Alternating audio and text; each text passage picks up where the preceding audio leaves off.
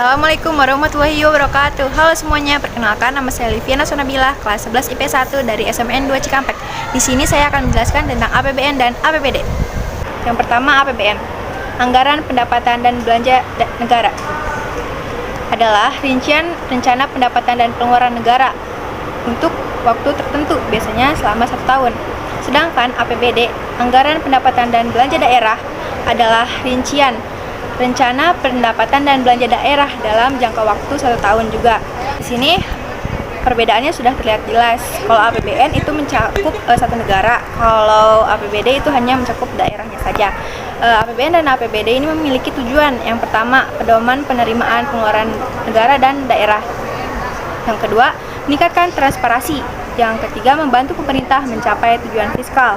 Dan yang keempat, memenuhi prioritas belanja dan menciptakan efisiensi dan keadilan melalui proses pemprioritasan. Selanjutnya ada keseimbangan. Keseimbangannya ada 4. Yang pertama seimbang, terus yang kedua dinamis, yang ketiga surplus, dan yang keempat defisit.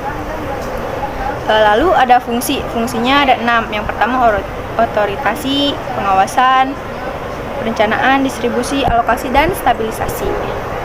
Oke, kita lanjut ke pengeluaran APBN. Yang pertama ada belanja pemerintahan pusat yang mencakup belanja pegawai, belanja barang, modal, subsidi, hibah, dan lain-lain.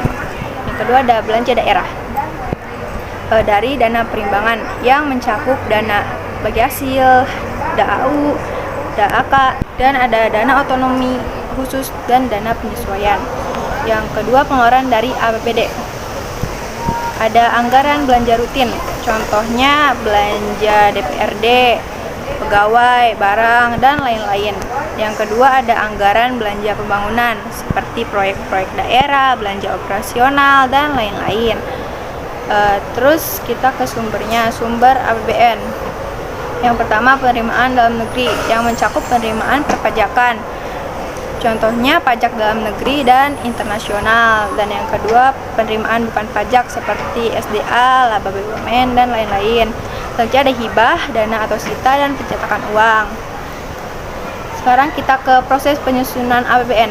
Dari pemerintah, Presiden penyusun RAPBN diajukan dan disidangkan oleh DPR.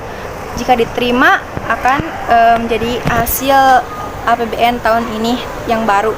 Kalau ditolak, jadi kita pakai APBN yang tahun lalu.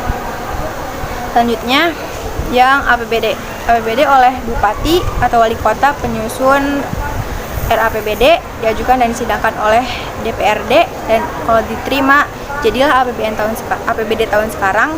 Jika ditolak jadilah APBN yang tahun lalu. Sekian penjelasan dari saya. Mohon maaf apabila ada kekurangan. Wassalamualaikum warahmatullahi wabarakatuh.